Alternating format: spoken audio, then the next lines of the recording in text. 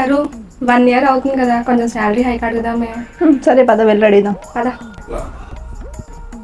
Sir, చెప్పండి అమ్మా. Salary hike కావాలి సార్. కావాలి సార్. సరే ఇస్తాను. అయితే నేను ఒక 5 questions అడుగుతాను, వాటికి కరెక్ట్గా ఆన్సర్ చెప్పాలి. ఓకేనా? బట్ ఇందులో ట్విస్ట్ ఏంటి అంటే నేను అడిగిన వాటికి అన్నిటికీ మీరు అబద్ధాలు చెప్పాలి. ఇదేదో మధ్య స్కెచ్లా ఉంది.